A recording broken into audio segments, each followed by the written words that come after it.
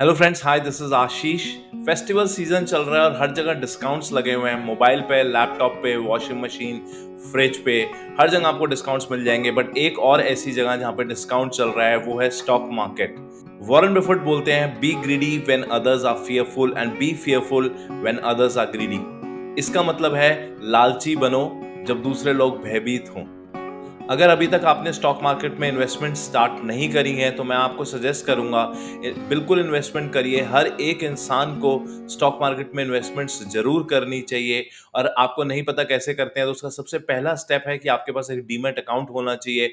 मैं आपको डिस्क्रिप्शन में एक लिंक दे दूंगा, वहां से आप डीमैट अकाउंट खोल सकते हैं। तो सबसे पहला स्टेप तो वही है। उसके बाद आप वीडियोस देखते रहिए तो आपको काफी एजुकेशन मिलेगी।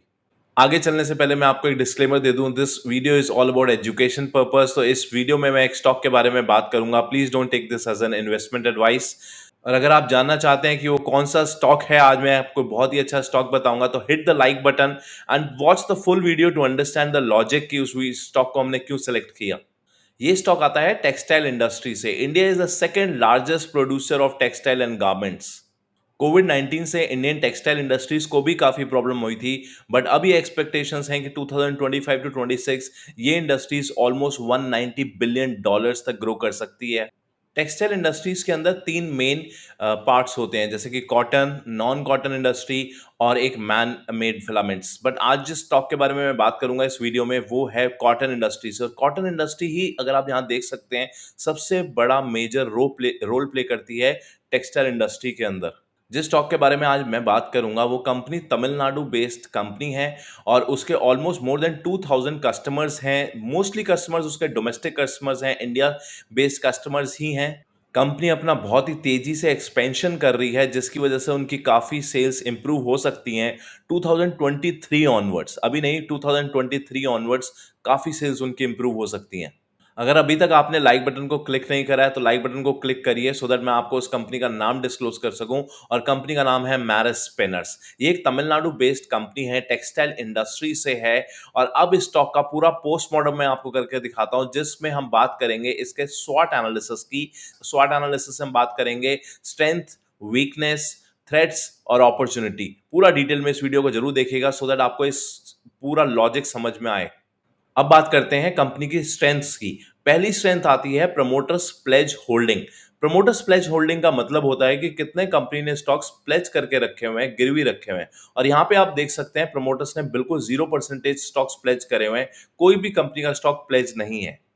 स्ट्रेंथ नंबर टू, कंपनी के नेट प्रॉफिट्स आप पिछले 2 साल से देख सकते हैं, काफी अच्छे ग्रो कर रहे हैं यहां पर। और स्ट्रेंथ नंबर थ्री, कंपनी के जो एक्सपेंसेस होते हैं, जो कि बहुत ही मेजर रोल प्ले करते हैं, वो भी धीरे धीरे कम होते जा रहे हैं यहाँ पर। और नेक्स्ट पॉइंट आता है, कंपनी अपने आप को एक्सपैंड कर रही है, जिसकी वजह से नेक्स्ट ईयर से हम इसकी सेल्स और ग्रो करते हुए देख सकते हैं।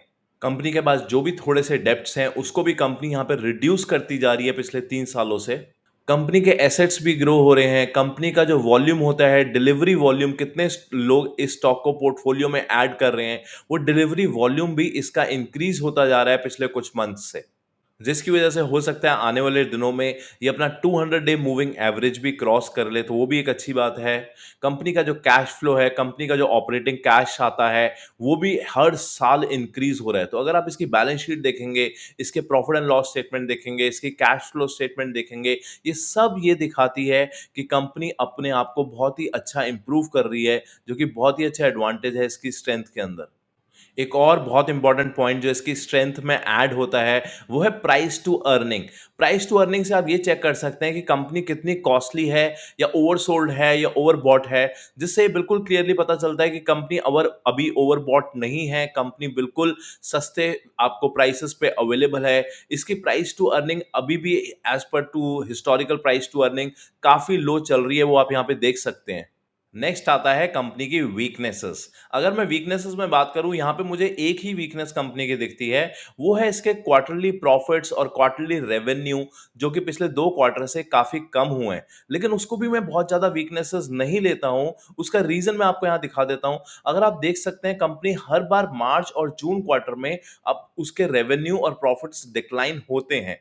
तो वो डिक्लाइन इस बार भी हुए हैं। बट जैसे मैंने आपको बताया, कंपनी अपने आप को एक्सपैंड कर रही है, तो नेक्स्ट ईयर तो और अच्छे प्रॉफिट्स शायद हम इस नेक्स्ट क्वार्टर्स में डिक्लाइन होते हुए ना देखें इसको, और जो नेक्स्ट इसका मार्च और जून क्वार्टर आएगा, आई एम 100% श्योर वो भी काफी अच्छे रिजल्ट्स दिखाएगा, उसमें मुझे डिक्लाइन तो एक्सपेक्टेड नहीं है।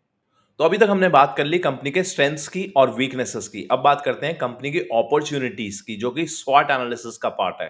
तो पहली अपॉर्चुनिटी आती है कंपनी की, जैसा मैंने आपको अभी बताया, कंपनी अभी भी बहुत सस्ती अवेलेबल है। इसके price to earning less than 10 है। वे वो ये क्लियरली ये दिखाता है कि कंपनी अभी भी एज कंपेयर टू इस प्राइस टू अर्निंग सस्ती अवेलेबल मिल रही है आपको। जो सेकंड अपॉर्चुनिटी मुझे यहाँ पर दिखती है वो ये है कि कंपनी जिस सेक्टर से आती है वो है टेक्सटाइल इंडस्ट्री, और टेक्सटाइल इंडस्ट्रीज में मैन पावर की बहुत ज़्यादा ज़रूरत होती है। और ये इंडस्ट्री एक एशिया की, इंडिया की इंडस्ट्री है।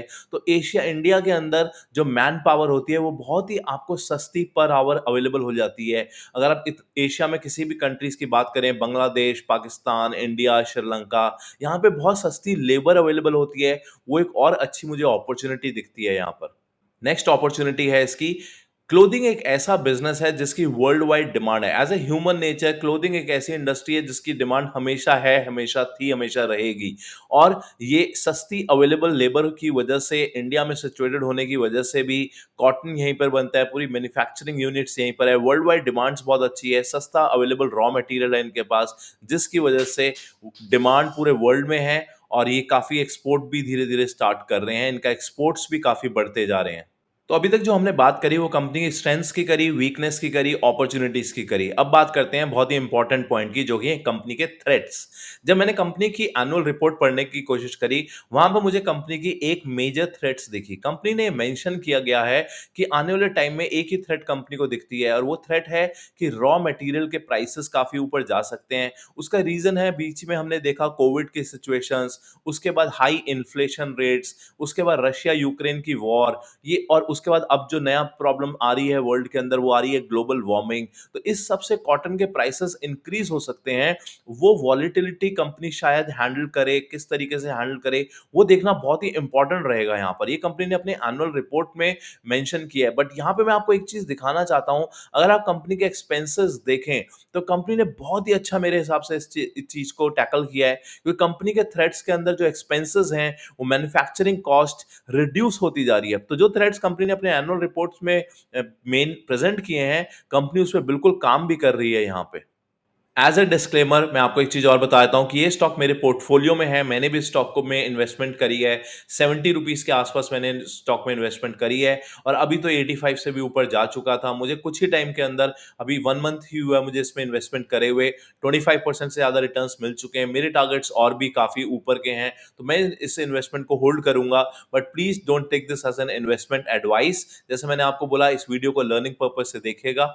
आई होप आपको आज का ये एनालिसिस अच्छा लगा हो। अगर आप चाहते हैं कि और भी मैं ऐसे स्टॉक्स, मल्टी बैगर स्टॉक्स लेकर आता रहूं, पेनी स्टॉक्स लेकर आता रहूं, जो कंपनीज अच्छी अवेलेबल हैं अभी भी, तो उससे पहले आपको एक काम करना है, सब्सक्राइब बटन पे जरूर क्लिक कर दीजिएगा, लाइक कर दीजिएगा।